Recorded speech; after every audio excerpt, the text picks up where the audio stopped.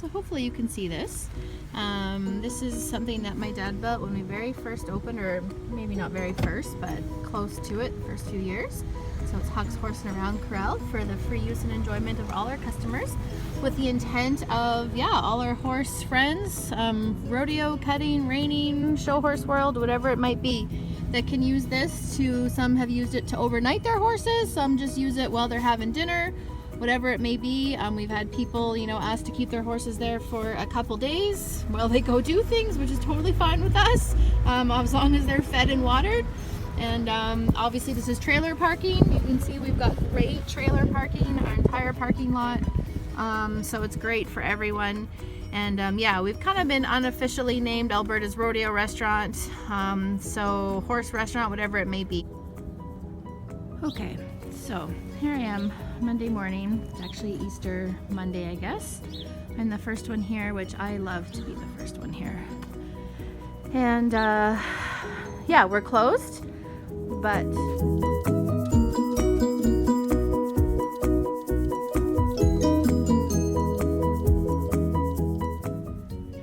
so if you know me, you know I love to decorate. And last week we did our Easter dinners, our Easter feast, as well as our Valentine's throwback. I'm just gonna lock the door here.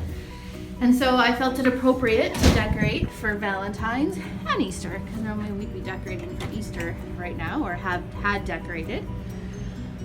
So I did a little bit of both. I mixed her up. And so we're just gonna tour the restaurant right now. I know a lot of you have said for years that we needed to do our lounge floor, and we know that. But this is why we couldn't or hesitated, because literally everything has to come out of the lounge. So we've got all the tables in here, all the chairs, like literally up even in section 1 there. The raised part, if anyone's wondering, when you call to ask to sit in the raised part, this is called section 1. This is how we all refer to it. So yeah, this is why. In the section 8 part, this is table 16, one of the most requested tables we have. This is table 17, one of the regulars table, staff table, and also a very requested table. And then this is section 8, or the middle section as a lot of you refer it to. It's where we put our bigger groups of 40 to 50. And so again, this is why we couldn't redo the lounge floor without closing for like days and days, because all the booths had to be taken out. We scrubbed them all down. They got revarnished. It's kind of hard to see that it's updated right now, but yeah, literally everything had to be taken out. And sanded, Casey sanded for 2 days. Nick and Lori, who are contractors on this project, have done everything. So we took everything out. Everything's been power backed. This week we'll reload. Table number 50, this is Paul Whiteside's table. He's our most regular customer, twice a day. And we did paint touch-ups. And yeah, literally everything. So like behind the bar, all our coolers and freezers had to go. Everything. So that's why. This area when you're dining with us at Huck's. But we are gonna go, in this store here is where our desserts are. And a lot of like where we store like juices and stuff. Mostly desserts. This is our line, which most of you can see when you're dining with us. This is our server room, aka ice machine room. This room got a revamp. This is below the Huck Fin Dude. All this board got put up, which is gonna be awesome because we just had things taped and it was kind of a disaster. So it looks great now. Going behind the line, meat cooler, our Ultrasham. This is where the prime rib and slow roasted strip loin is cooked for 24 hours. This machine, aside from when we're closed, runs 24/7, or this oven. Our steam table, charbroiler where all your steaks are cooked, dill pickle soup pretty much every day on there, pans, burners, everything got new casters on it, pulled out, new flooring was put in, cooler, cold table.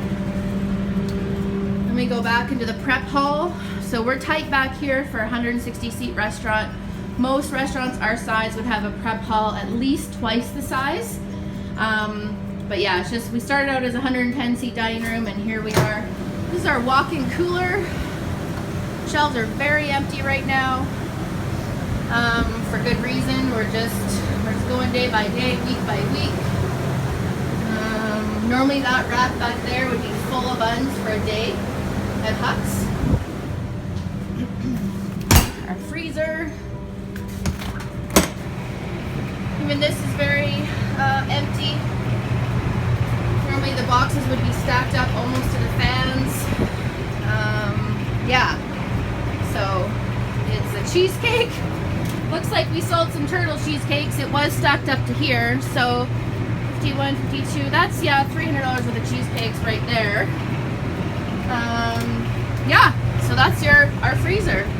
Like I said, freezers and coolers are quite empty right now. We carry anywhere between a $22,000 and $45,000 inventory to keep this place running on a monthly basis and get that down, just to stay open, to be honest.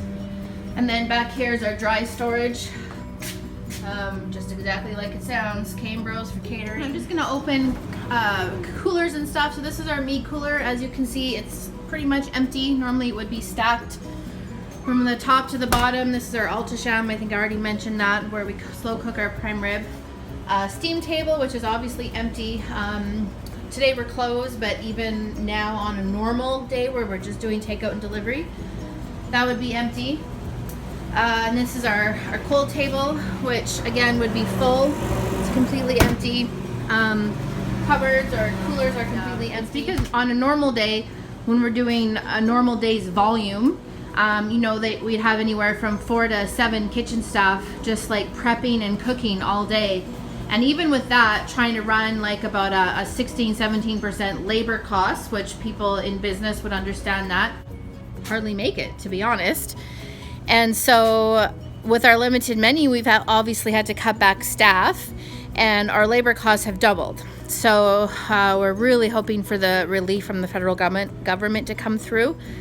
Because even with, I said, like a limited menu, there's still 2 to 3 guys back there prepping all day, and that's like a third of our menu. So, you know, we may try and have like one special a week from our menu, because I know a lot of you are missing things like our fish and the JJ burger and things like that, and a stir fry we're probably gonna put onto the grab and go. But that's just a little bit of an explanation on that, and just bear with us because we're doing everything we can just to keep the doors open, because we think it's really important to keep the doors open.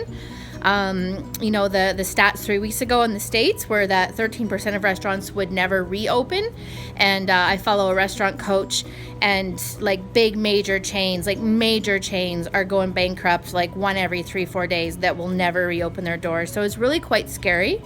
And so we're doing everything in our power, literally just to stay going, because we're not going anywhere. And but with that being said, we will continue to have a limited menu. So I hope that makes sense. And I'm flipping the phone. So I'm going to do something a little different, going behind the scenes of the bathrooms. I know that sounds weird, but a lot of you have probably never seen the men's bathroom, and men probably don't care if they see the women's bathroom.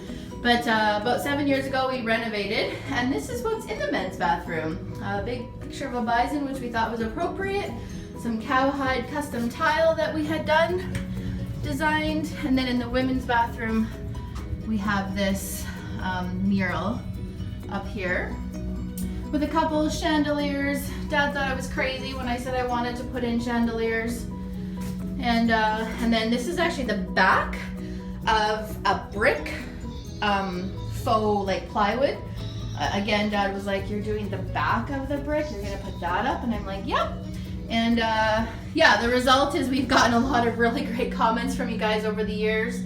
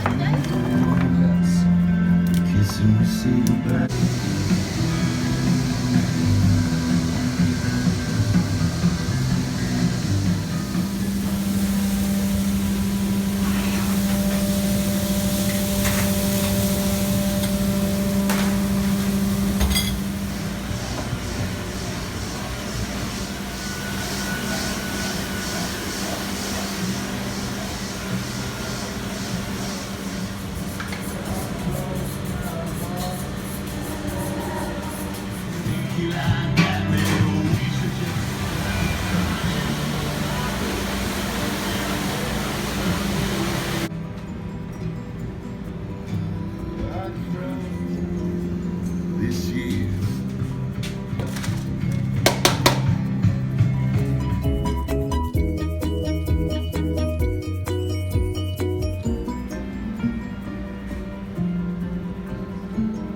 You guys sit here and watch this?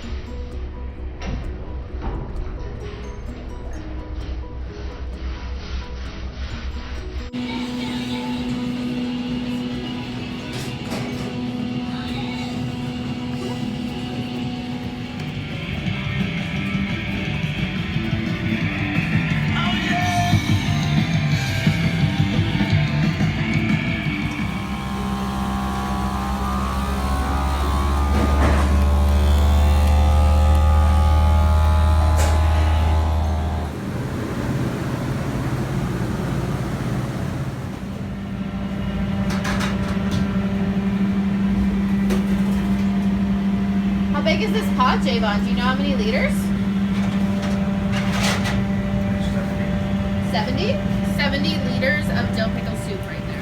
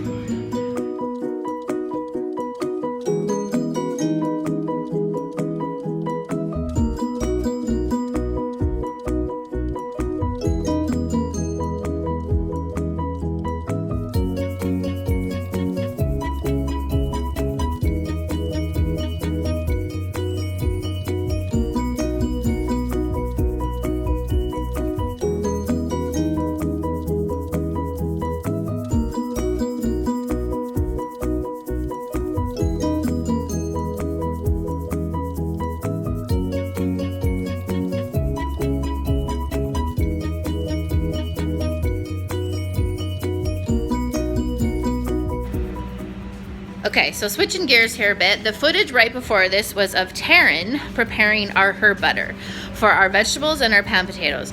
So we use fresh herbs. As you could see, she was chopping fresh herbs, and then she does all that stuff with it. Then they have to melt the butter, mix it in with it, not melted, and then pipe it, as you could see her piping.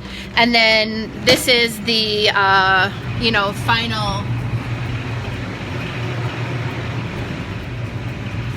final result. I don't know if you can see that or not. However, so when we say that we have fresh sauteed vegetables with herb butter, we really mean herb butter. And so just the butter that goes into our vegetables, that's the prep time. I mean, she spent, a good hour, if not more, just making the herb butter for our vegetables and pan potatoes. So be assured when you're getting those vegetable packs or eating, in-house, our vegetables, that's what you're getting. The real deal, fresh butter, real herbs.